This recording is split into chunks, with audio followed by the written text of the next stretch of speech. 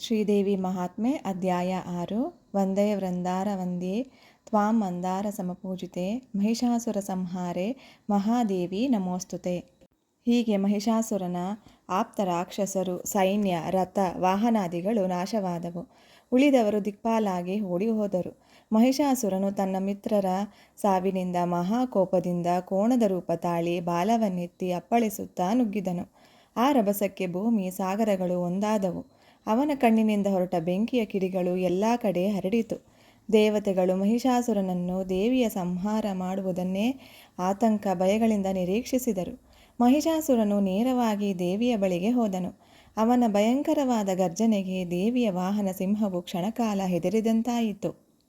ಅವನ ನಡಿಗೆಗೆ ಬ್ರಹ್ಮಾಂಡವೇ ನಡುಗಿ ಏರುಪೇರಾಯಿತು. ಇದರಿಂದ ಸಾಗರವು ಸ್ತಬ್ಧವಾಯಿತು. ಮಹಿಷಾಸುರನು ಸಾವಿರಾರು ಸೈನಿಕರೊಡನೆ ದೇವಿಯ ಮೇಲೆ ಆಕ್ರಮಣ ಮಾಡಿದನು. ಅವನು ಶರಪಂಜರವನ್ನು ನಿರ್ಮಿಸಿ ದೇವಿಯನ್ನು ಬಂಧಿಸಲು ಯೋಚಿಸಿದನು. ದೇವಿಯು ಮಹಿಷಾಸುರನ ಬಾಣಗಳನ್ನು ತನ್ನ ಖಡ್ಗದಿಂದ ತುಂಡರಿಸಿ ಅವನು ಬೀಸಿದ ಪಾಶವನ್ನು ಕತ್ತರಿಸಿದಳು. ಆಗ ಮಹಿಷಾಸುರನು ಖಡ್ಗವನ್ನು ಬೀಸಿದನು. ದೇವಿಯ ವಾಹನವಾದ ಸಿಂಹವನ್ನು ಅಸುರನು ಘಾತಿಸಲು ಅದನ್ನು ತಪ್ಪಿಸಿದ ದೇವಿಯು ಅವನ ವಾಹನವಾದ ಮಹಾನ್ ಗಜವನ್ನು ಸಿಂಹದಿಂದಲೇ ಸೀಳಿ ಹಾಕಿಸಿದಳು.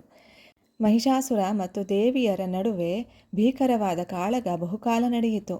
ದೇವಿಯು ಚಕ್ರ, ಶೂಲ, ಕೊಡಲಿ, ಬಾಣ, ಗದೆ, ವಜ್ರಾಯುಧಗಳಿಂದ ಅಸುರನನ್ನು ಘಾತಿಸಿದಳು.